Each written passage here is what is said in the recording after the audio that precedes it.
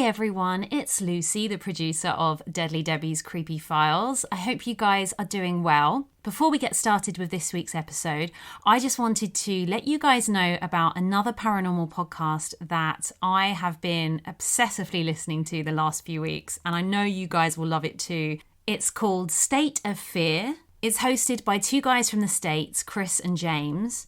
And each episode, they talk about scary, unusual, and really disturbing stories that have occurred throughout the history of the United States.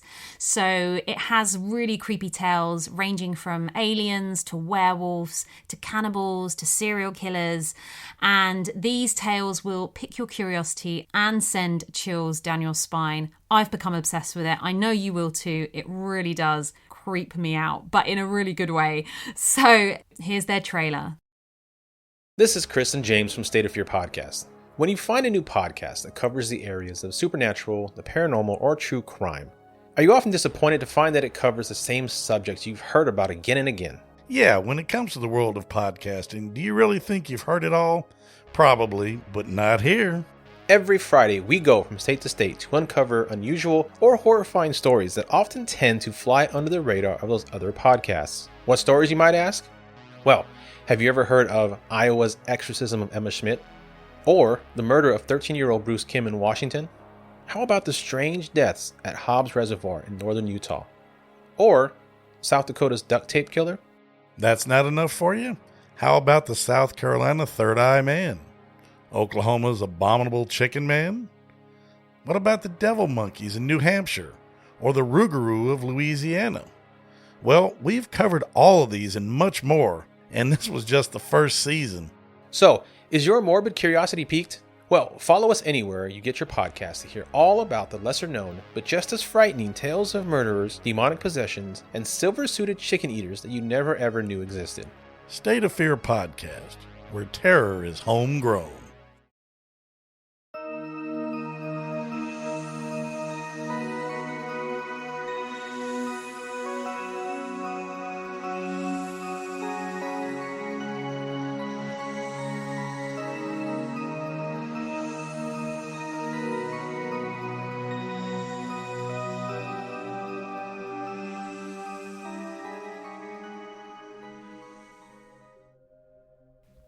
Oh, hello there, my darlings. I was just typing out some more of the creepy stories you're sending me. Well, now that fall is truly upon us, we can look forward to shorter, darker days, a wonderful chill in the air, and the promise of all things spooky and supernatural. I'll be attending a Halloween party this year. Well, it's a costume party, so I thought I would go all dressed in pink as a fairy princess. I mean, what could be more creepy than that? Now, on to the first story. I often like to gaze at my reflection in the mirror. But tell me, have you ever noticed somebody else looking back at you in the mirror?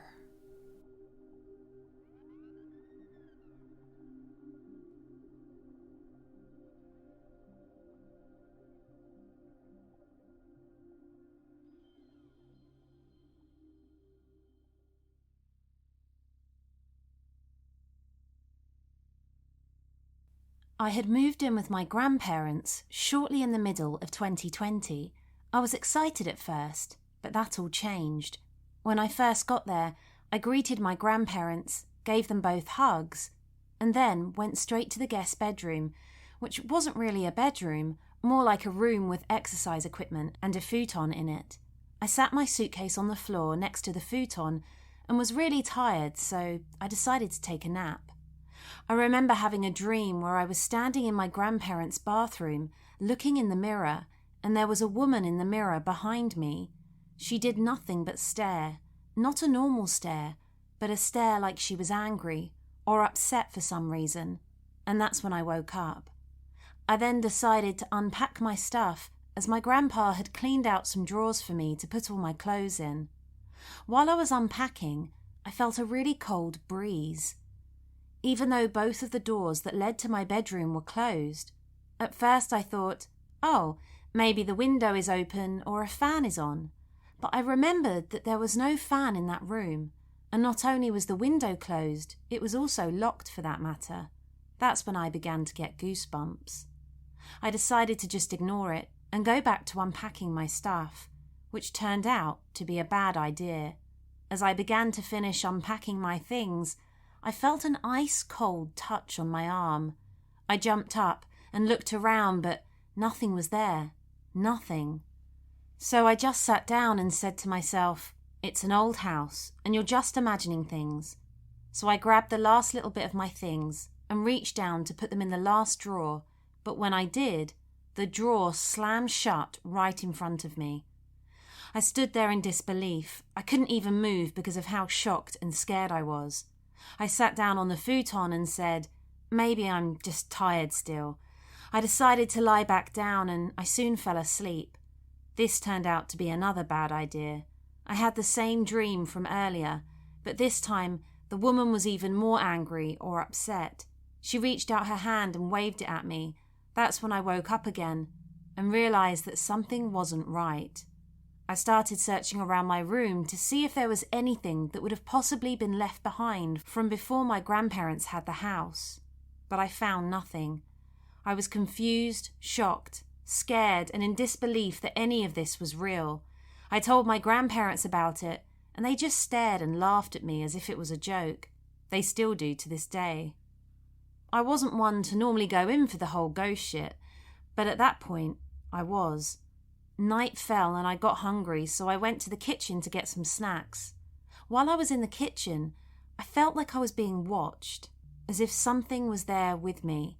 I kept looking over my shoulder, behind and around me, just to make sure an unwanted somebody wasn't there.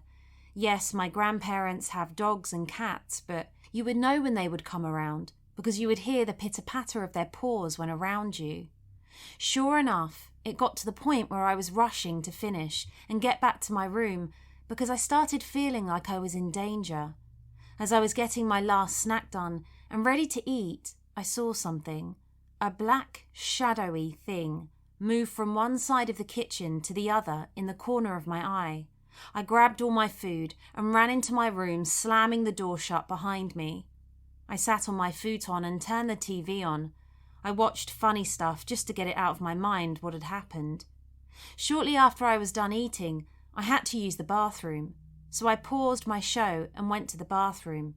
Once I finished, I went to wash my hands in the sink.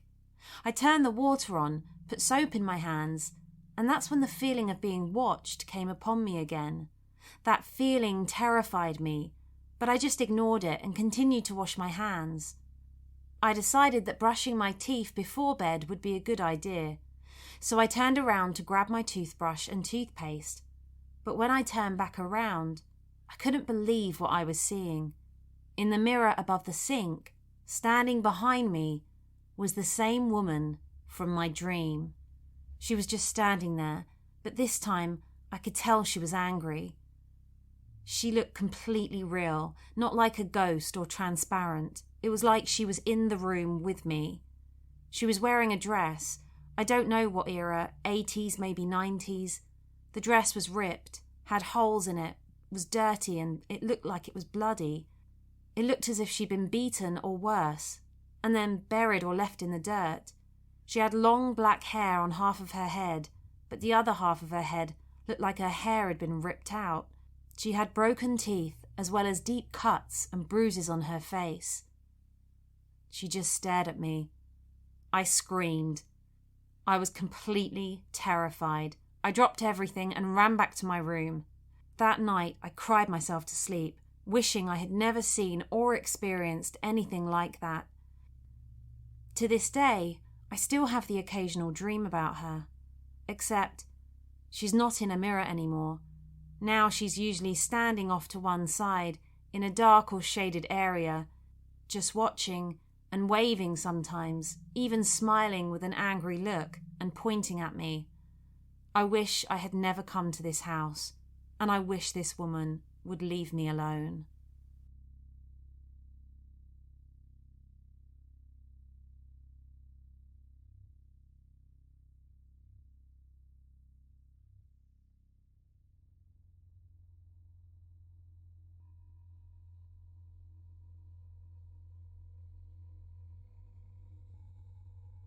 This is a weird story, believe me or don't. But if there is anyone out there that can genuinely help me, I would appreciate it. When I was in high school, I believe the 10th grade, I had an experience in the front yard. Technically, it was my neighbor's yard. My friend and I were standing outside talking, around midnight to 1 a.m. when my friend looks up and says, "What the fuck?" I look up and there is a balloon floating down from the sky. Now, I am standing about 4 feet from my friend at the time. This balloon slowly floats in my direction. It may be worth noting that my friend's family is Native American and spiritual. Anyway, so the balloon floats down in my direction. I feel nothing until it lands on my feet and pops. This may sound crazy, but as soon as the balloon pops, I lose all control of my body. I slam into the ground, crying hysterically, pushing my friend away, yelling, "Don't touch me," and I just remember a feeling of complete anger and sadness. My friend's dad heard me and came out and had to drag me into the house. Once inside the house, for whatever reason that I can't explain, I pushed his dad off of me and ran into their bedroom. I proceeded to wrap myself up in their bedding and just cry and scream. The mother started burning some sage, and about an hour after the event, I could finally contain my emotions. This was just the first event. I'll start with the other events and then get into my dreams. The first event that followed was about a week after the balloon. I was sleeping over at my friend's house. He was sleeping on the living room floor and I was sleeping on the couch when we heard girls laughing. Again, this was around 12 to 1 a.m. I cracked a joke saying, "Hey bro, there's some girls outside. Let's see what's up." And that's when we heard something running from the kitchen to the hallway. Then a loud bang on the hallway wall and then a bang on the bedroom door. The one that I had gone into after the balloon incident. This prompted his mother to walk out to see what the hell we were doing. That same night, my friend's sister had a dream that an old decaying woman was sitting in the corner of her room. The second event was the lights. I'm not sure if it's connected, but it's weird as hell.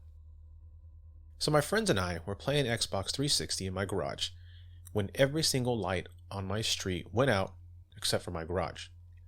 I'm talking street lights, all the power in my friend's home, everything was pitch black except my garage. The third event was the man in a tree. Sitting down to dinner, once again at my friend's house, we thought that we were experiencing an earthquake as their kitchen table started shaking. It wasn't shaking all that crazy, but it was definitely shaking enough for us to be like, what the fuck? But then her dad looks out the window and we all follow suit. Outside, there was a man sitting in their tree out front. We all ran outside to see who it was and what they were doing, but by the time we got there, he was gone. Now on to the dreams. They started the night of the balloon.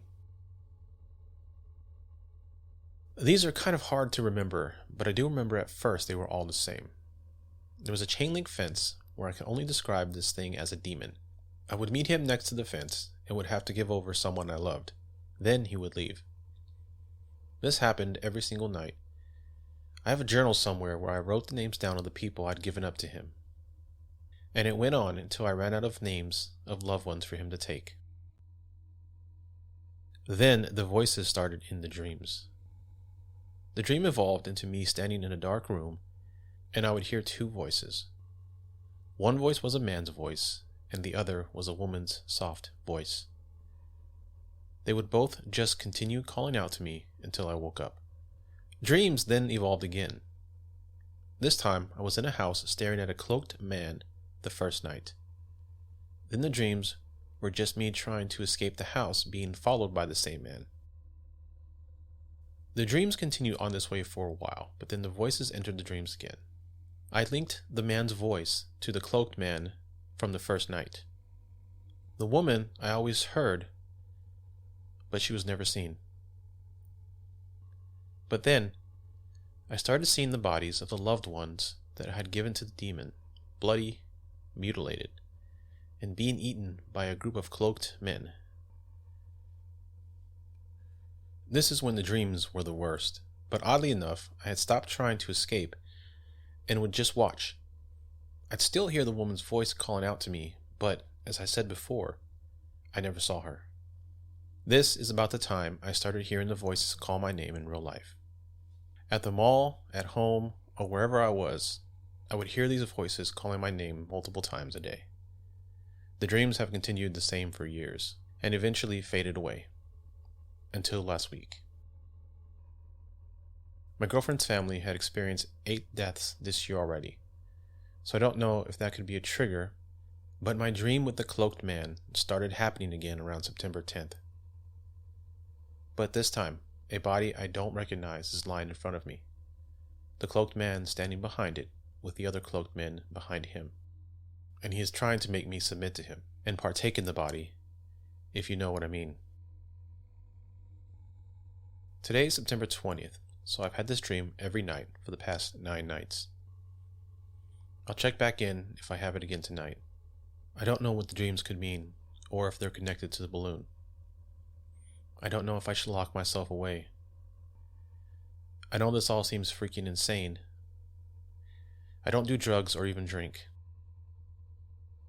Another tidbit, again, I don't know what it means. But Balloon Day is also the day that I realized believing in God made no sense. If anyone has any thoughts, any ideas, please help.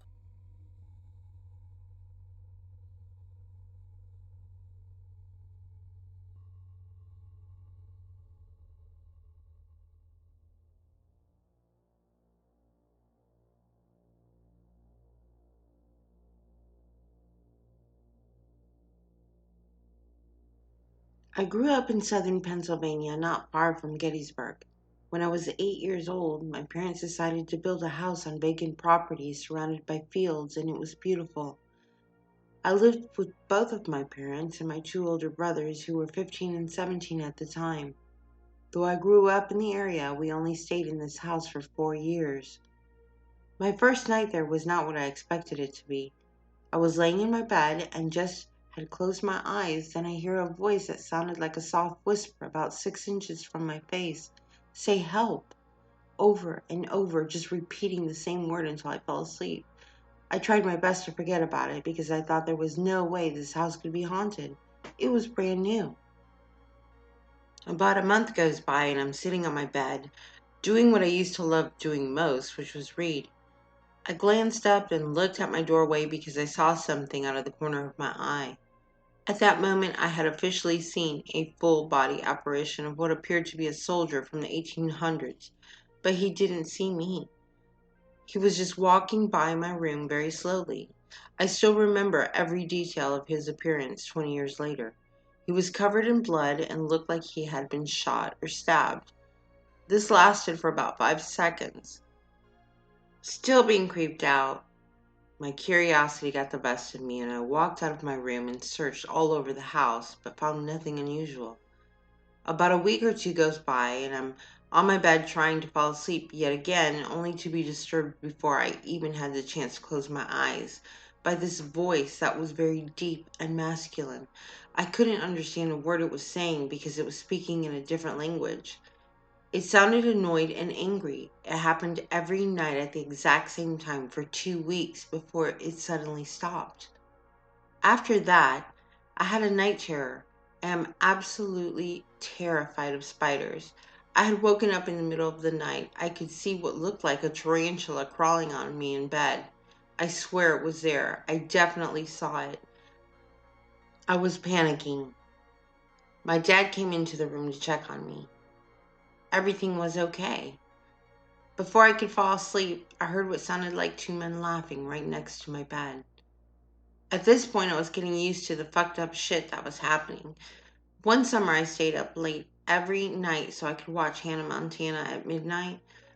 One night, when the clock struck midnight, I heard my back door downstairs open.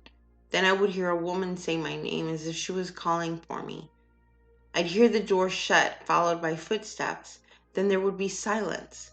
It happened every night for almost 2 months. It never failed.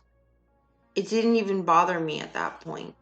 I knew it wasn't my mother because she worked 12-hour night shifts at the hospital almost every night. There were no other females around.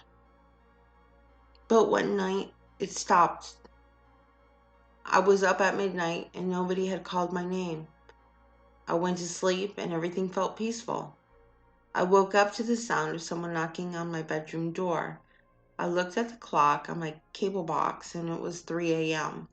I assumed it was one of my brothers and told him to go away, but then the doorknob started to turn. It wouldn't open because the door was locked. I have always slept with my bedroom door open, always, and I definitely wasn't the one who locked it. The knocking and doorknob rattling went on for what felt like forever. Then it stopped. A few minutes later, I hear what sounds like scratching at the door. I think to myself, what the fuck? Is it my cat? But then the knocking, scratching, and turning of the handle started happening at the exact same time. No way in hell did my cat do all three at once, let alone the knocking and turning of my doorknob. It would happen for about 30 seconds and it would stop. It happened at least 5 times. Sometimes the knocking would be so hard it sounded like pounding and my whole door was shaking. Whatever was on the other side of that door really wanted to come in. It got so bad it woke my dad up. He heard all the commotion, and as soon as he opened his bedroom door, it all stopped instantly. He called out to me, but I was too afraid to say anything. He went back into his room and closed the door, but the same scenario repeated itself 3 more times. My dad made me sleep in his room. We never spoke about it, ever. Things seemed to be fine for a while. Then whatever was in my house struck again. My brother had got up to go to the bathroom. He turned the hallway light on, noticed my bedroom door was closed, as it was across the hall from the bathroom. He comes out of the bathroom and the hallway light is off and my bedroom door was wide open. He looked inside my room and saw me still sleeping. Everyone else in the house was sleeping. He woke my dad and my brother and told them what had happened, and they searched the house for a possible intruder, but found nothing. More months go by, and we were all awoken by a smoke detector going off in the middle of the night. We all go downstairs in a panic just to find out that the stove was on, full blast. Big ass flame on top of the stove in the middle of the night. What the fuck? One day it was just my father and me. My mom was at work, as usual. My oldest brother was at work, and my other brother was at a baseball practice. I'm downstairs, but I hear what sounded like somebody running upstairs. Forgetting that both of my brothers aren't home, I go up the stairs and see someone run into my brother's room and slam the door. It was loud. I thought for sure it was my brother and I wanted to go in there and see what he was up to and why he would be running around like that. I opened the door and nobody was there. I watched the door close right in front of me. I felt sick to my stomach, just standing there, realizing the only other person that was home with me was my father, who was in the shower. I continued to see weird shit all of the time. One day in the middle of the day, I saw my German Shepherd run upstairs full blast as if she was chasing something, but I didn't see what she was chasing. Whatever it was went under the bed and she was viciously growling at it. I thought it was my cat until I saw him sitting on top of the bed who appeared to be sleeping until we burst in. One night, my cousin was spending the night. We were walking through the living room when she saw the reflection of another person on the glass.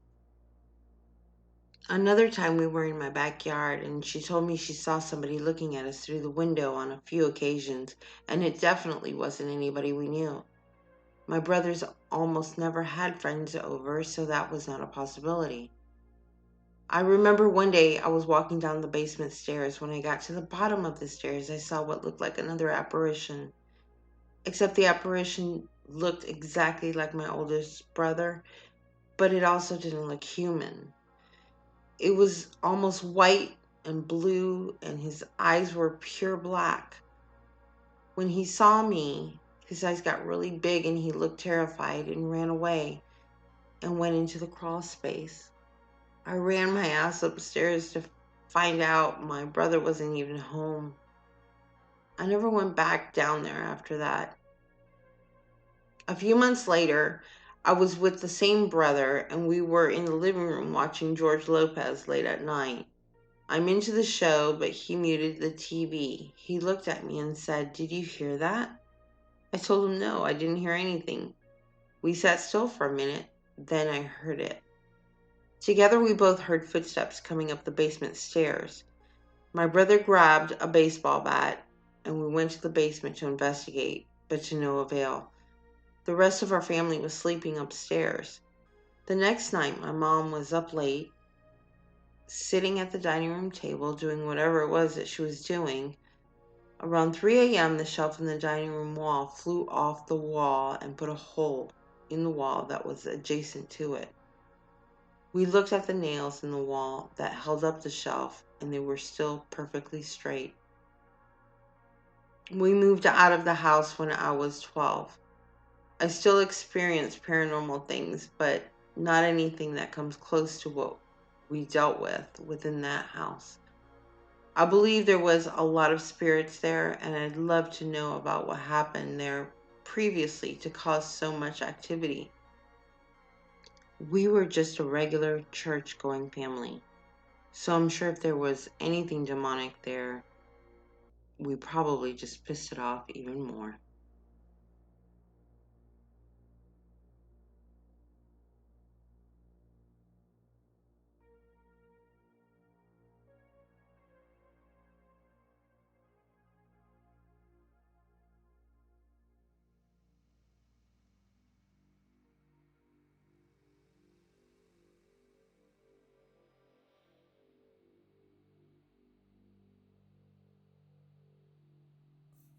My name is Josh Hitchens. I'm 34 years old. I was born and grew up in Sussex County, Delaware, also known as Slower Lower Delaware, which is pretty accurate.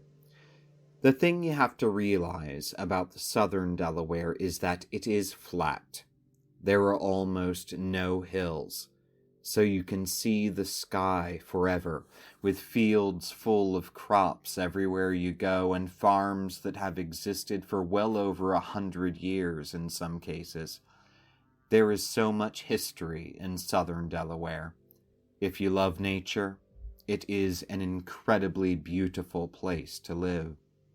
And at night, you can see all the stars, and it's so quiet.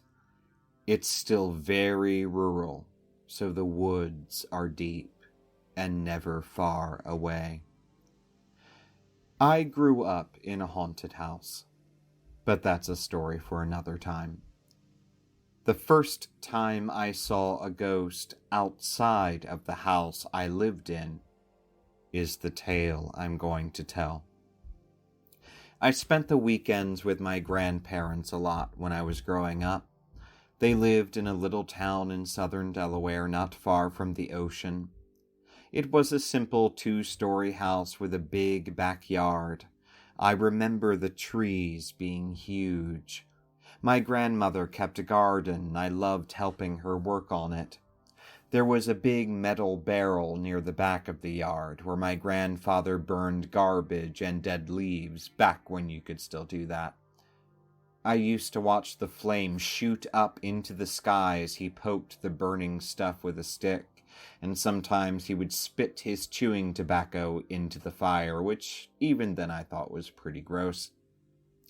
I have so many wonderful memories of my grandparents' house, but there is one memory I try not to think about because it still scares me. Behind the backyard of my grandparents' house was the old woods. Some of the trees must have been 40 or 50 feet tall. It was always so dark in there. Even in the daytime, you couldn't see much farther than the first few rows of trees. It was kind of creepy, because when you looked at it for any length of time, it felt like there was something there in the woods, waiting and watching. My grandparents had told me I was never allowed to go into the woods, not ever, They said it was dangerous in there, too easy to get lost, and there were snakes and poison ivy and big spiders and who knows what else. They didn't need to warn me. I was scared of the woods anyway. It's hard to remember, but I think I was about 8 years old when I first actually saw the thing that was watching in the woods. And at first I didn't know what I was seeing because it didn't make sense. It was a little man dressed in a black suit with a white shirt and black tie. He was standing at the very edge of the woods. He couldn't have been more than 4 feet tall. His face was very pale, but everything else about him was black. His hair, his clothes, his eyes. But the thing I remember most vividly was his mouth. His lips were stretched in a smile that seemed almost too wide for his face, and he would motion with his right arm for me to come over to him. I would stand there, frozen. He couldn't be real. But he was standing right there, and I knew he wanted me to go with him into the woods. At first, whenever I saw him, I would run back into the house. I never said a word about it. It got so I would see him every time I went into the backyard. He was always standing in the same spot at the edge of the woods, always smiling, always beckoning for me. And whenever my grandmother or my grandfather came outside, he would suddenly just not be there.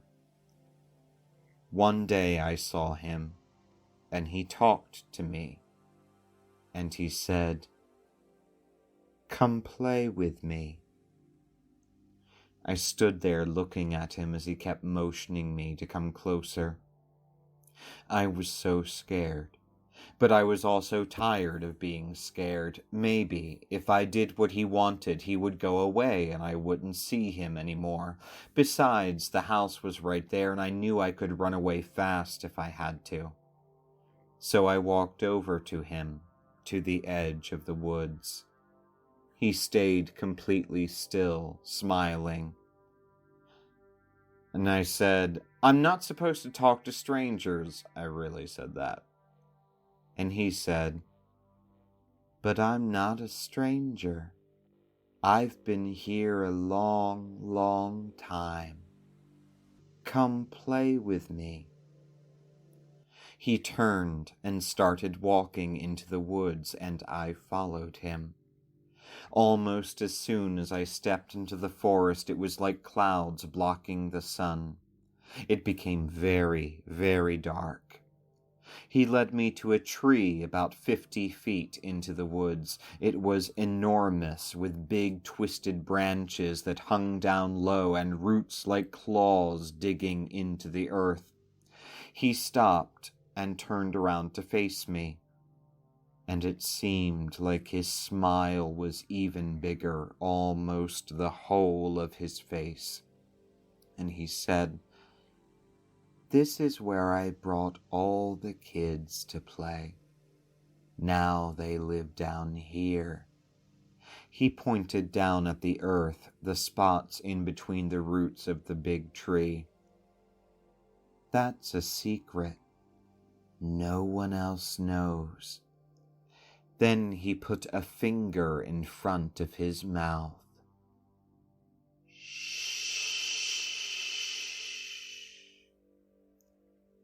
Even after I put them down there, I could still play with them for a long, long time.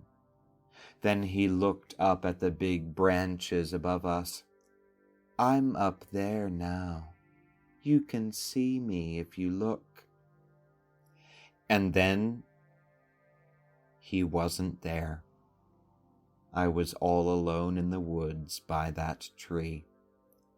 But I felt something up above me, something on the tree branch right above my head. I didn't want to look and see whatever it was. And I heard his voice coming from not far above my head. "Come play with me."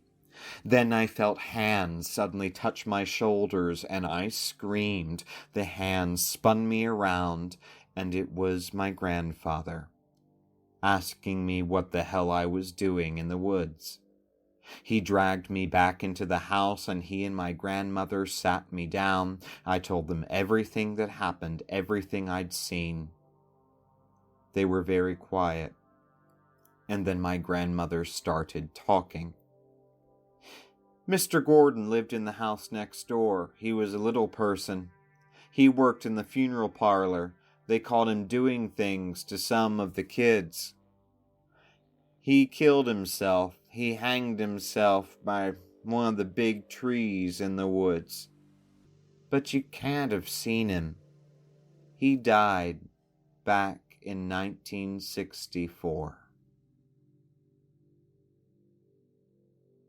My grandparents eventually sold the house and moved.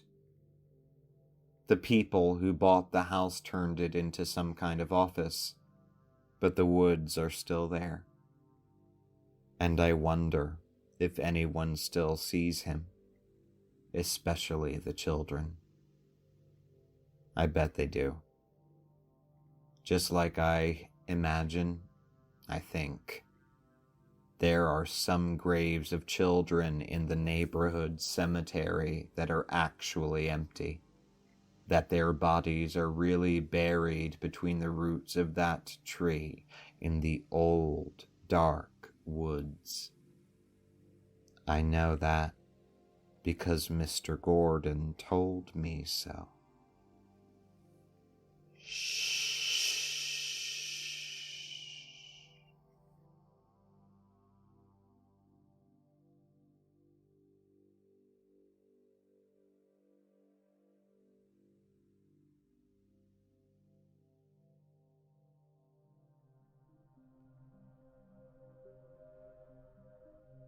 Well, that's just about it for tonight's stories, sweeties. I'm off to make a revenge potion. I have my reasons. Now, don't forget to send in your creepy, strange but true stories to me at deadlydebbie@mail.com. And do give me a rating and review on Apple. It's greatly appreciated, my little moonbeams. See you next week. Mwah!